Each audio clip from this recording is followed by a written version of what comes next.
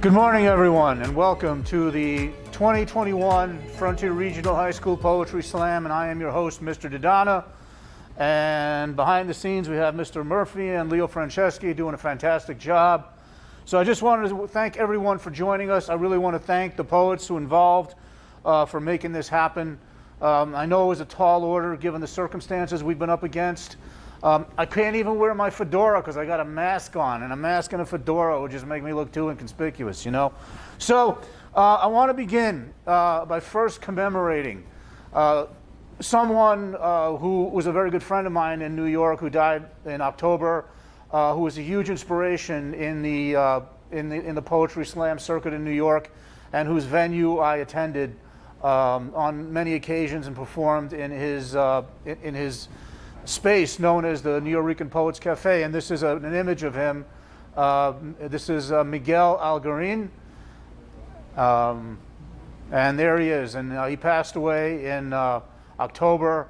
And he was really the true spirit of slam poetry in New York City and poetry itself. And the Nuyorican Poets Cafe is a hybrid name for New York Puerto Ricans, which is really, it was a home for voices in the Latin community to go and speak, but everyone was really welcomed. And here's a short clip of people speaking about Miguel's legacy and their time at the cafe. Hi, y'all. Welcome to the Nuyorican.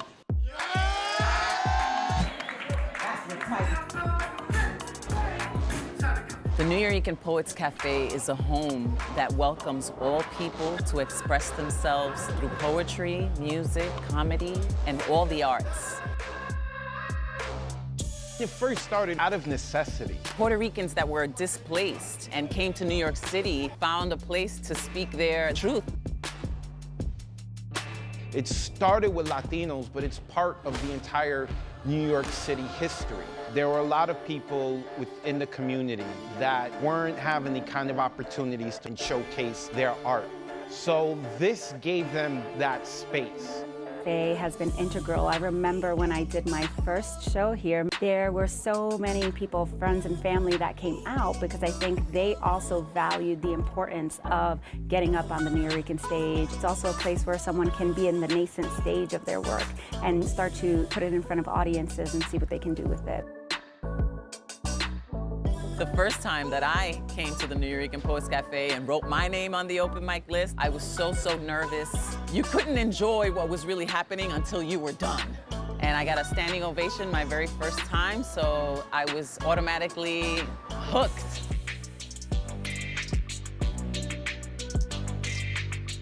Everyone is coming to the Nuyorican Poets Cafe. We have hip hop, blues, salsa, international music. The energy is infectious. You see how well supported everyone who gets up on that stage is. There are a lot of talented people in this world, and I get to see them in the open mic.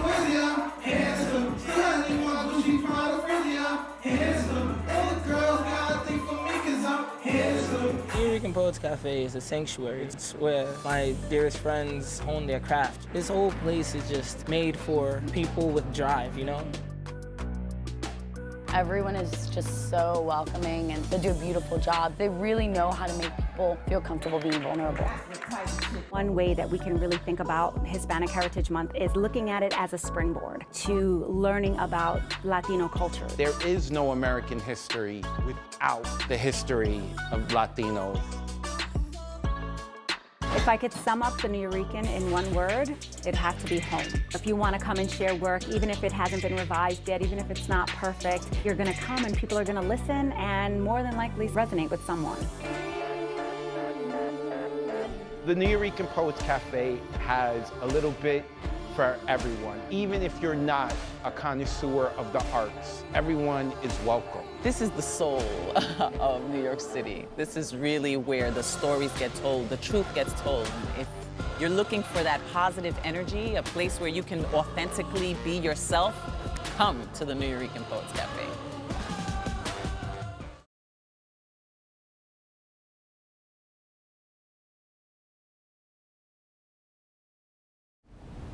All right, thank you. So, yep, that's the Nuyorican Poets Cafe, and if you're ever in New York on a Friday night and you've got some time, I advise you to go down there, hang out, just watch a slam. It's just tremendous energy, tremendous narratives, wonderful people, wonderful food, great atmosphere, and an opportunity to really see what national and international slam is like. Because what happens is that these New York City poets, they get finalized down to the top 3 or 4, and then they compete against Chicago and Los Angeles.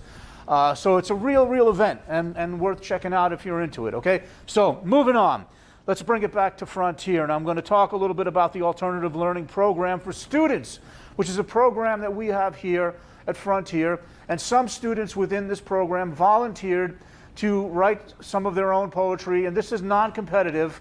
This is not about scoring, but this is really an opportunity for some people who just wanted to express their voices to go ahead and do so and enjoy this really wonderful moment.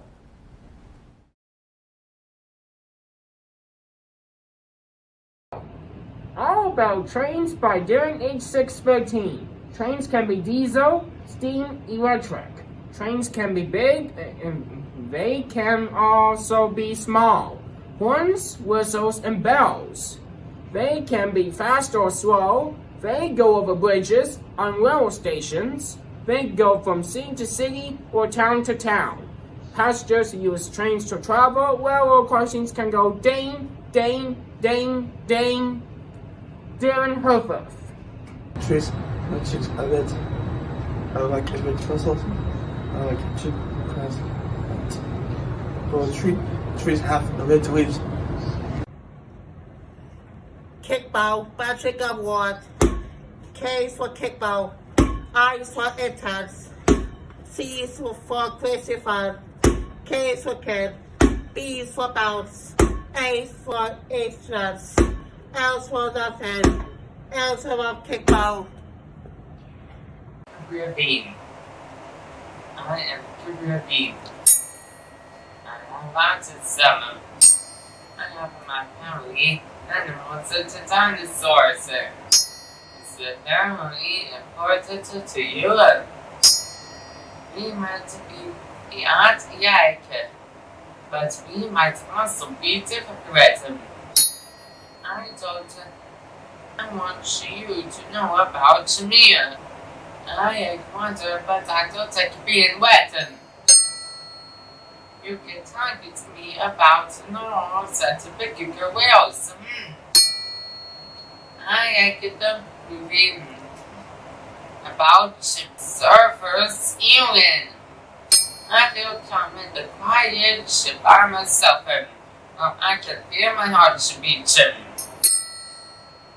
I good people who is back, who is back. I am Gabriel Bean.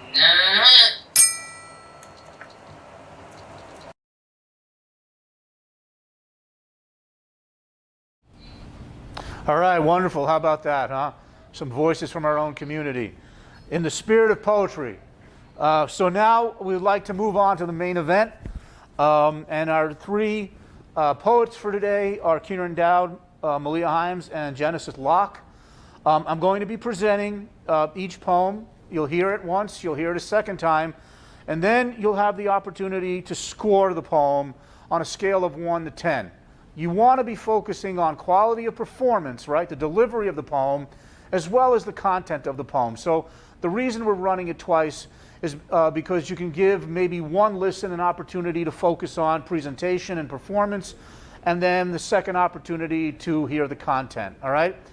Now, at the end of hearing the poem, you'll be able to score it using your phone or using the QR code that you'll see come up on the screen, or by scoring on your Chromebooks using the bit.ly web address that would also be on the screen for you to score through. Okay, so you're scoring on a scale of 1 to 10.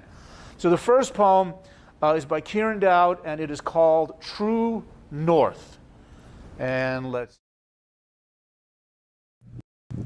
Sometimes I think I'm never going to make it to the end of the tunnel, and then I blink.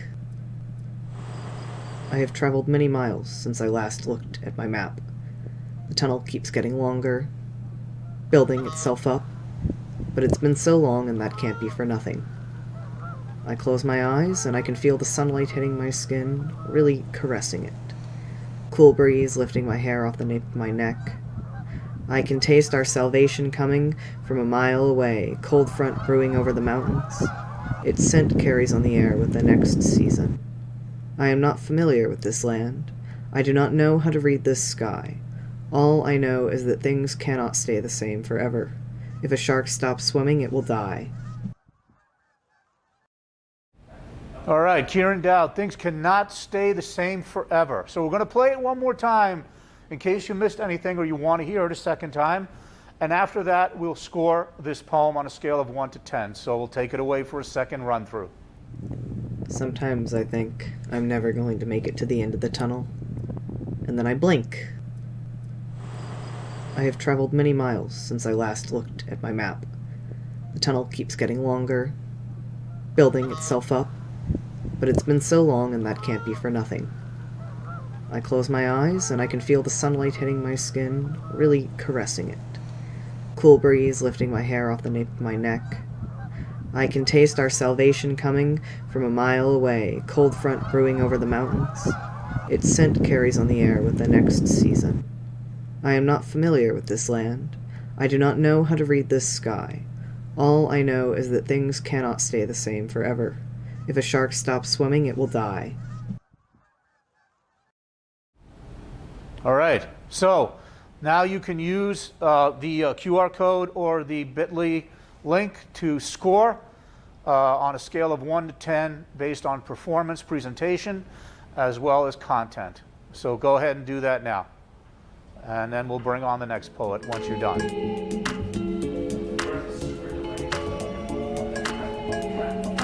Okay.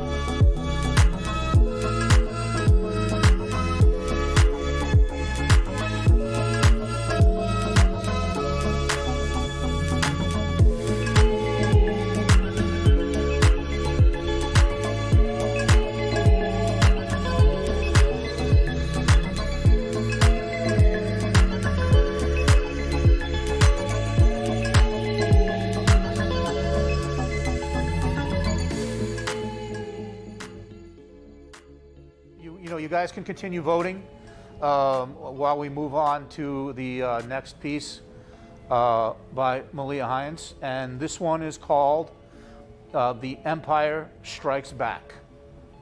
Or Empire Strikes Back. No the, just Empire Strikes Back. Take it away.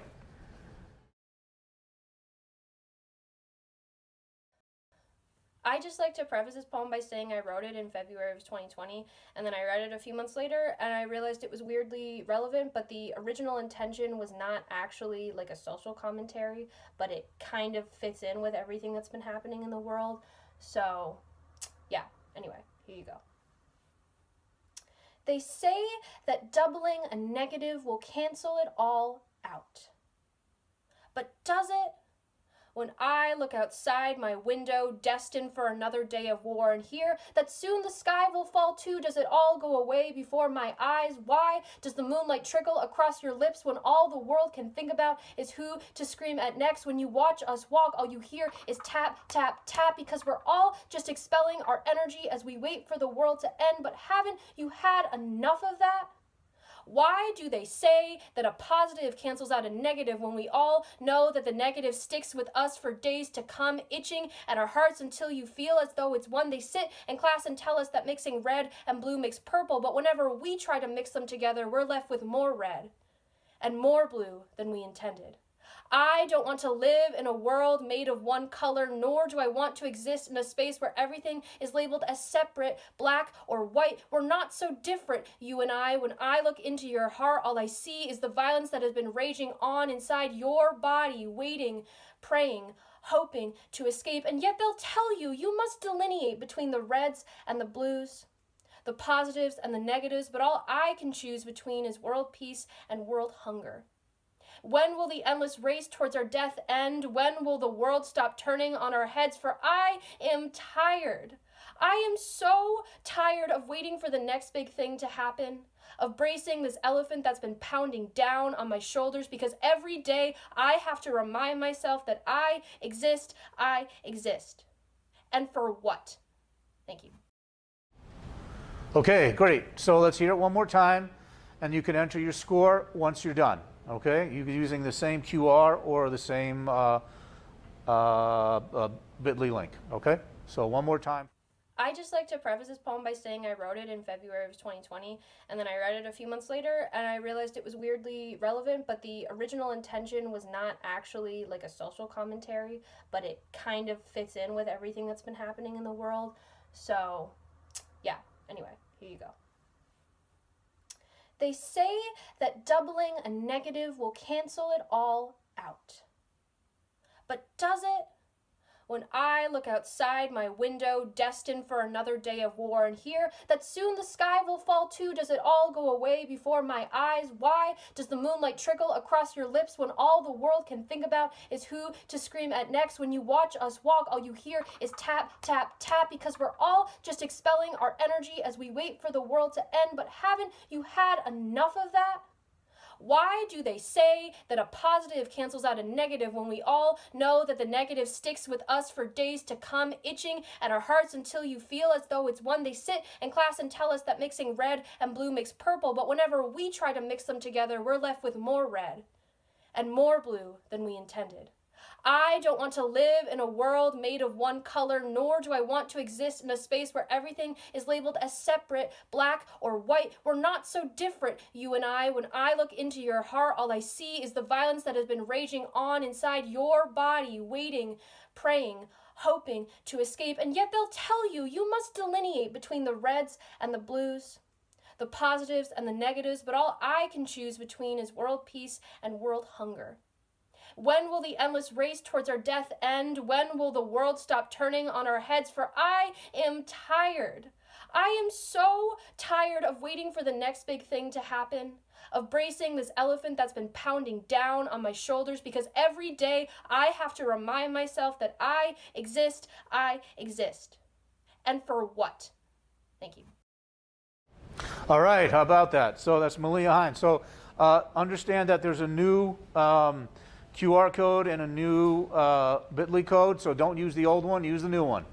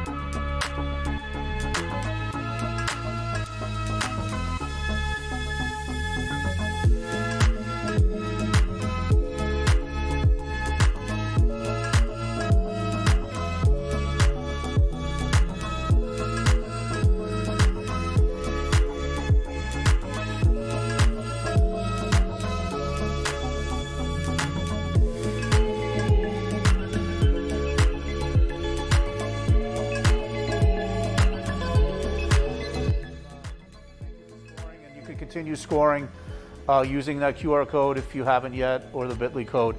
We're running out of time, so I'm going to have to change the format a little bit to only do one read-through of the poem, because there's also a second round we have to get through in a very short amount of time. So let's listen to Genesis Locke with the title of the poem, Isn't That True Love? I changed my name when I fled. It felt so good to be able to shed my identity and leave myself at the marsh as I abandoned the childhood fancies of routine and reputation, and it felt right. I don't regret it, but even if I did, there's no return. I am no longer the girl who lurks at the edge of the pond, staring in wonder at the creatures who swim below its surface, larger than imagined, and it felt cold.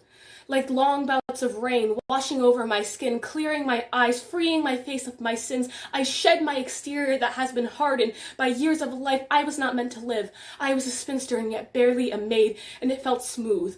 Like a stone tossed into a river by a grandmother so great you don't remember her name because you cannot trace your family through the women who give it life, and you allow yourself and your history to be washed by the river until the rock gets carried to sea, and it felt vast. Like the field I stood in when I could not see the mountains, and the sky was harsh and gray like my father's eyes, although he is kind and the sky was not. It faded into the distance and told me that one day I'll die, and it felt young.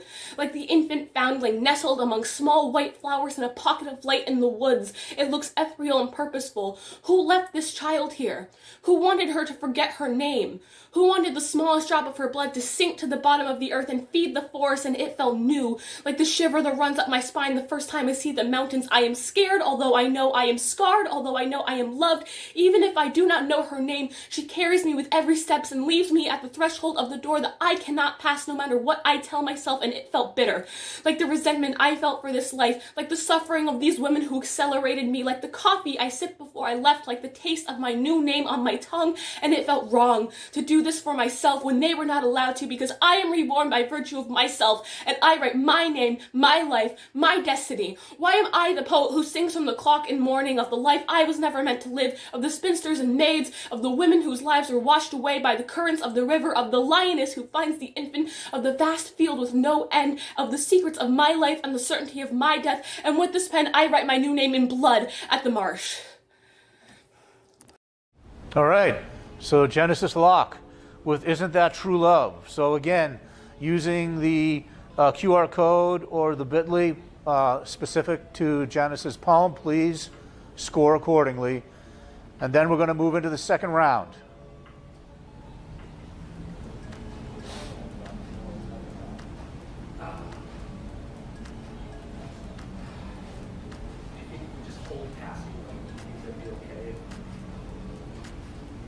I think we should just keep going and let them make the decision. The teachers make the decision, that's all. Let's figure out a time maximum on this. What we want to do. Yeah. So we're at 30 right now. So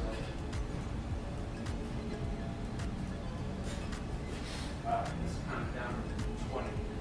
19, 18, 17. Yeah, I know. We have less time. Once it like gets more on, I think we'll do 2 minutes each time. Just sort of break it up. Or as long as they're still rolling.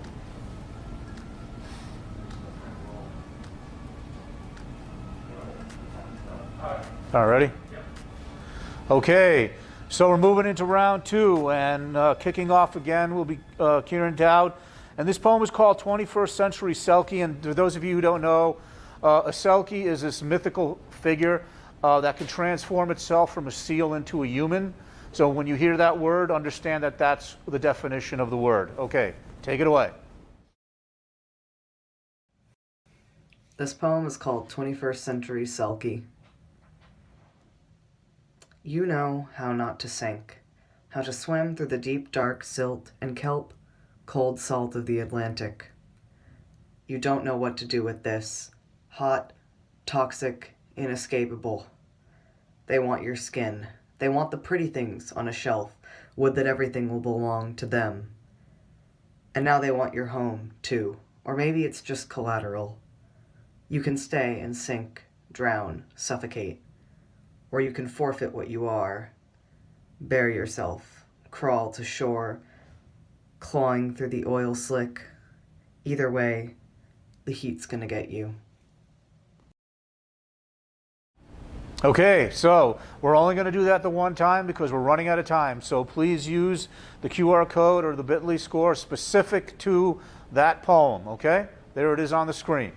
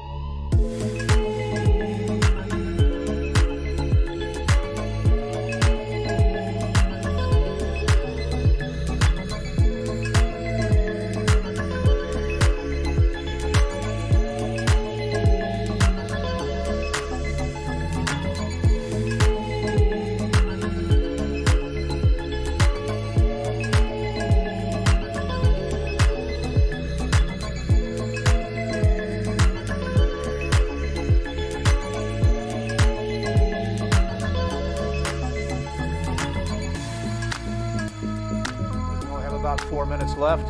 Again, this is by Malia, and this is called How Can I Be a Feminist When I Hate the Woman That I Am? And This poem is a little bit dramatic, and by a little I mean a lot. It's called How Can I Be a Feminist When I Hate the Woman That I Am? Okay. I hate the way you look at me. Why do the slits that are meant to reveal themselves to the world fall short when you glance back? Contort your garden in order to please me, even though you know it will never grow properly. There will always be tracks and bumps left despite your constant fussing, but at least you try. You reek of individuality, the kind that sits at the back of your tongue waiting to be undone. The knot you grew to hate after staring at it for so long, and the roads left untrue will scream to the rest of the world, she is different. Tell her nothing more. Because imperfections can consume a weary body even after you've thrown it down the lobby one too many times. Too many times will you crash into the sand, the kind that soaks into your eyes, crying out for a touch of air, but all you will do is squint and shatter. Why do they etch scars into places that have clearly already been burned? I hate how you can't just stay soft. Your bones have been scratched by the blood you pour into your heart. You'll try to blur the lines, but the picture is sharper in your reality, one that has been trampling closer than you're willing to believe. Let yourself fall apart. You've heard the clicking of the words too many times for them to appear anything but sincere. You try so desperately to change, but your body has grown old. No longer can you distort into the picture of who you want to be. So when you fall into the belly of the beast, remember to stop contorting your garden in order to please me. I cannot stand and watch you burn forever. Shift back your perception of what is true. Don't be fearful of the skin you tried to shed, because one day you may end up getting eaten. So bring your awareness back to the salt you tried to brush off your wounds. You will be able to think again. The time is closer than it appears. Thank you. all right, so using the bit.ly score or the QR score, please score away. And then we have just a little bit of time left for the last poem by Genesis. Please try to stay with it until the poem's over. I know the bell might interfere, but please stick with it until we can get the final scores in, okay? Thank you for your cooperation.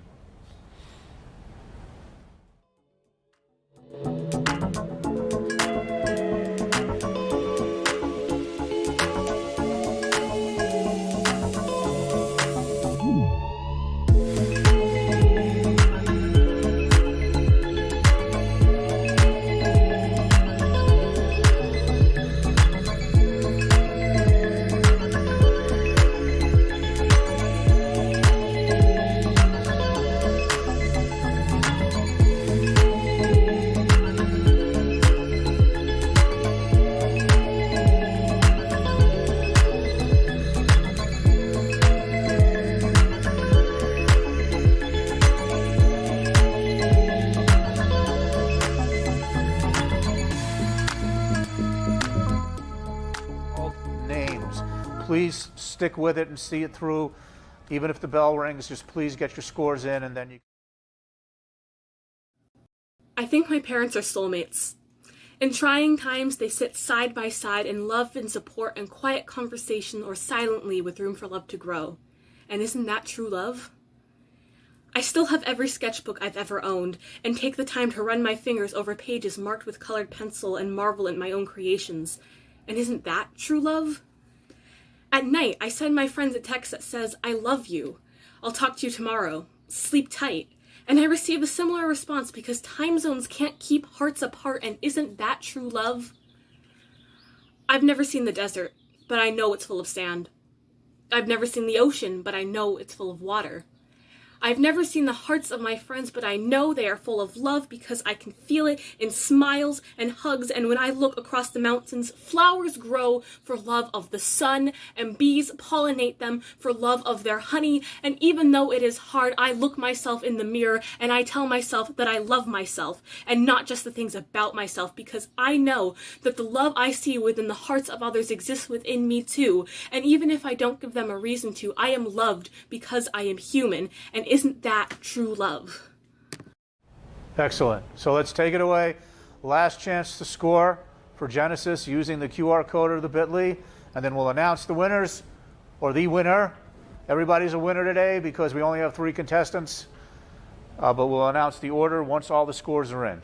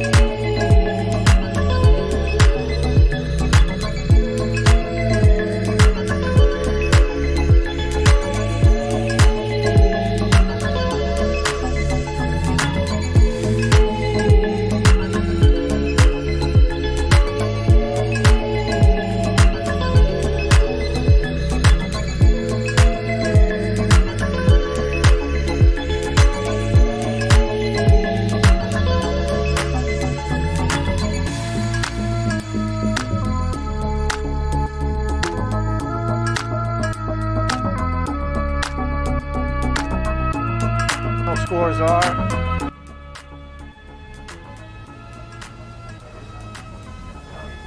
Kieran with 1532, Malia with 1814, and Genesis with 1580, which makes Malia our winner, and Genesis and Kieran with a close second there. So please, contestants, thank you so much, and know that there'll be gift cards available for you when you get back in the building next week. And credits to give everybody the opportunity to be acknowledged are right there. Mr. Murphy, Ellie Levine, Lynette Howard, Andrea DeCare, Jamie Forsyth, Melinda Steele, Liam Rogan, Janet Pompelli, the Poetry Slam Club members, Mr. Merrick, and Leo Franceschi, 21 Assistant Director. Thank you everyone for your participation and cooperation. Have a great weekend.